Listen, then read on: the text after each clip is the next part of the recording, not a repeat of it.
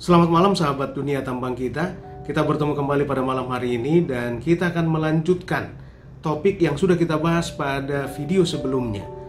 Pada video sebelumnya kita sudah membahas terkait dengan penggantian kepala teknik tambang, di mana penggantian kepala teknik tambang ini skenarionya ada 4 macam sebagaimana dijelaskan pada Kepdirjen Minerba nomor 308 tahun 2018 halaman 12 sampai halaman 22. Di mana skenario yang pertama, penggantian KTT perlu dilakukan apabila KTT yang lama dimutasi ke site yang lain atau mendapatkan promosi ke jabatan yang lebih tinggi sehingga posisinya tidak lagi di lapangan akan tetapi di head office misalnya. Kemudian skenario yang kedua adalah apabila KTT yang lama resign atau mengundurkan diri. Nah, pada video kali ini kita akan membahas tentang penggantian kepala teknik tambang apabila KTT yang lama diberhentikan oleh pemegang IUP. Akan tetapi sebelum kita bahas lebih lanjut, seperti biasa dukung terus channel ini dengan subscribe, bunyikan belnya, like, share, dan juga komen.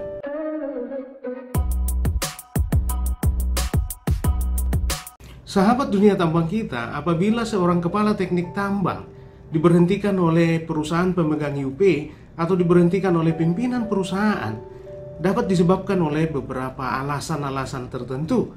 Misalnya karena kepala teknik tambang tersebut dianggap tidak mampu melaksanakan tugasnya. Apa itu tugasnya? Permen 26 tahun 2018 pasal 1 ayat 18. Tugas KTT adalah memimpin dan bertanggung jawab atas penerapan kaidah teknik pertambangan yang baik, yang kemudian dijabarkan di lampiran 1 Kepmen 1827 tahun 2018. Nah, kepala teknik tambang tersebut dianggap tidak mampu melaksanakan tugasnya.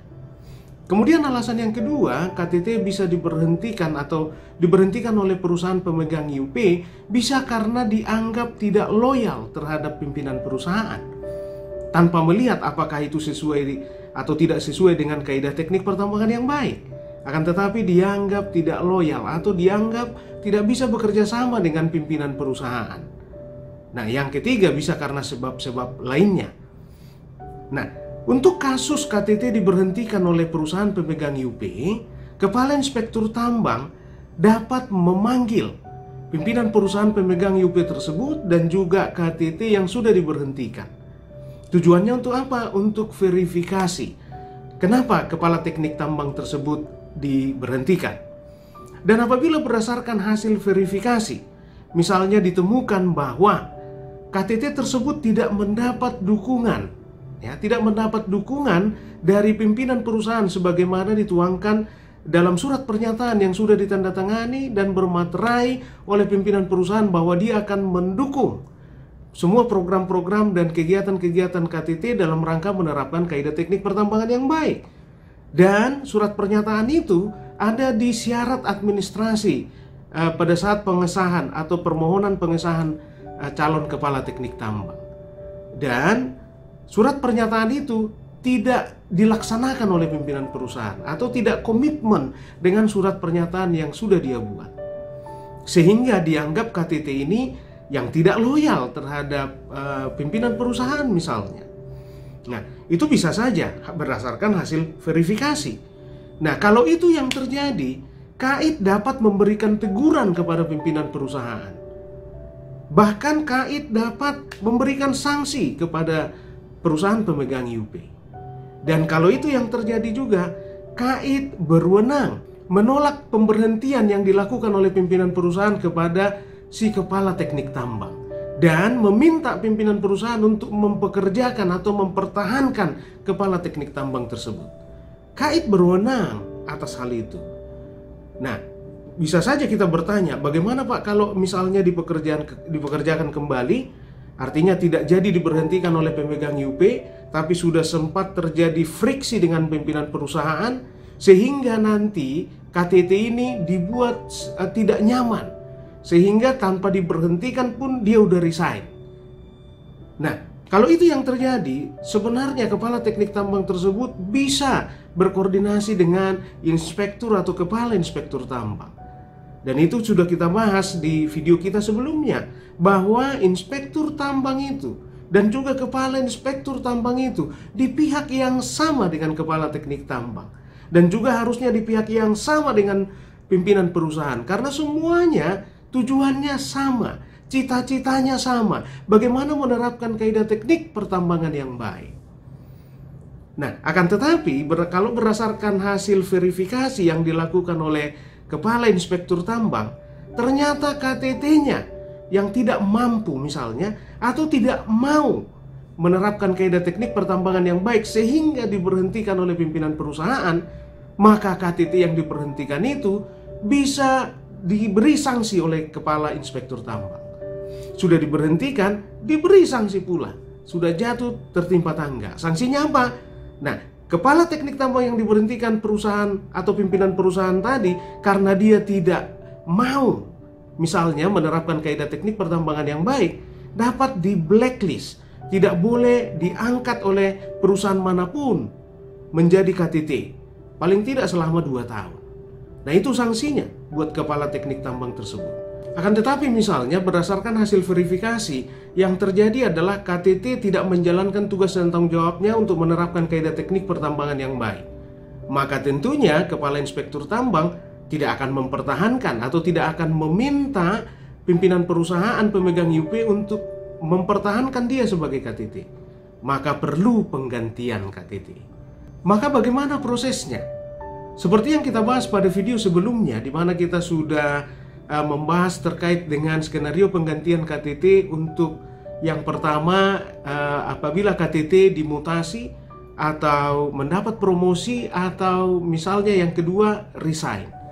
Maka lagi-lagi yang pertama harus dilakukan oleh pimpinan perusahaan pemegang IUP adalah mengirimkan surat pemberitahuan kepada Kepala Inspektur Tambang.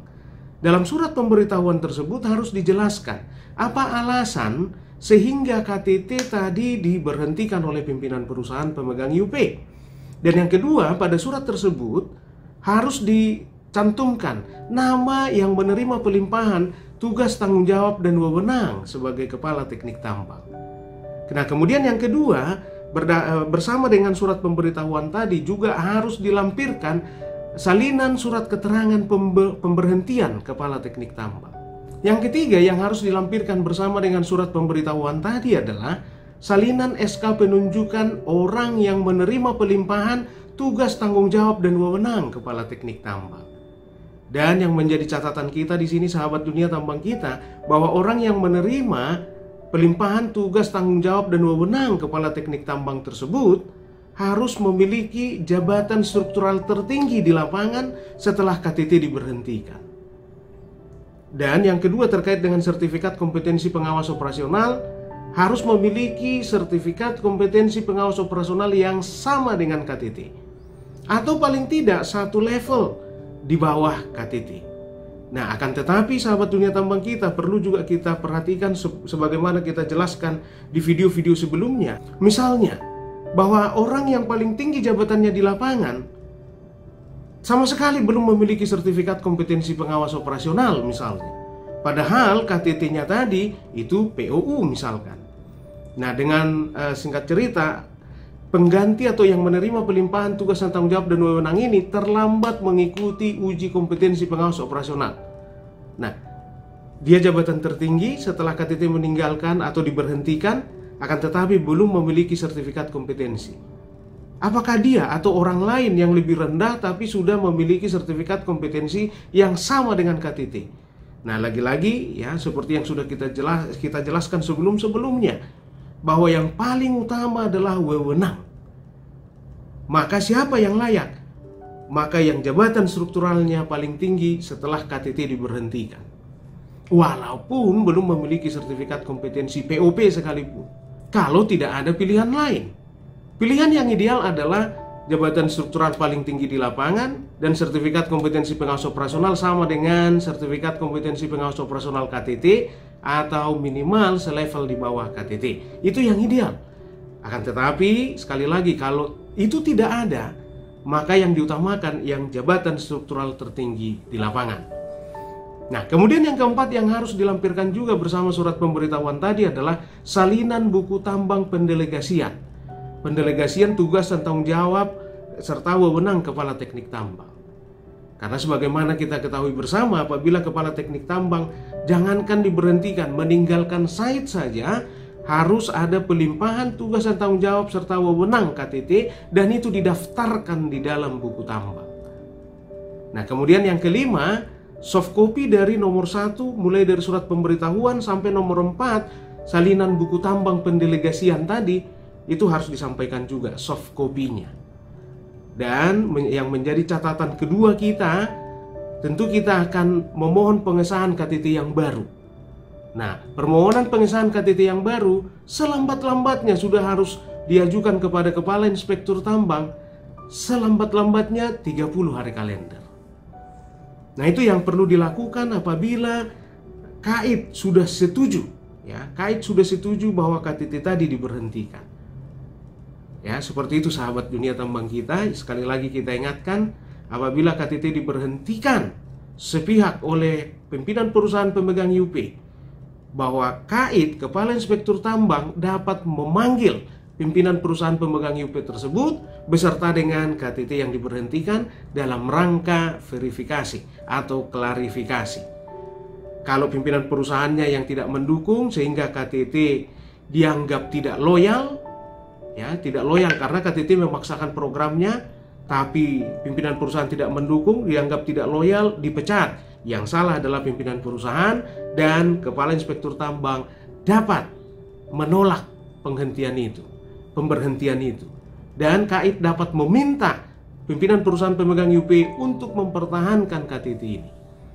Nah, akan tetapi kalau misalnya KTT-nya yang tidak menjalankan tugas dan tanggung jawabnya sebagai KTT dan akhirnya diberhentikan oleh pimpinan perusahaan, maka KTT tadi yang salah. Sudah diberhentikan, dapat lagi ditambah sanksi oleh Kepala Inspektur Tambang, yaitu blacklist selama 2 tahun, tidak boleh diangkat oleh pemegang IUP manapun sebagai KTT. Baik sahabat dunia tambang kita, sampai di sini pertemuan kita dalam seri video yang kedua terkait dengan penggantian KTT, di mana kita membahas bagaimana prosedur penggantian KTT apabila KTT itu diberhentikan oleh pemegang IUP. Dan pada seri nanti yang ketiga, di mana seri yang terakhir dalam rangka penggantian KTT, kita akan membahas tentang proses penggantian KTT apabila KTT yang lama diberhentikan oleh Kepala Inspektur Tambang dengan cara mencabut pengesahan. Ya, jadi pada skenario yang keempat nanti KAIT yang memberhentikan Kepala Teknik Tambang. Nantikan terus videonya, dan jangan lupa dukung terus channel ini dengan subscribe, bunyikan belnya, like, share, dan juga komen.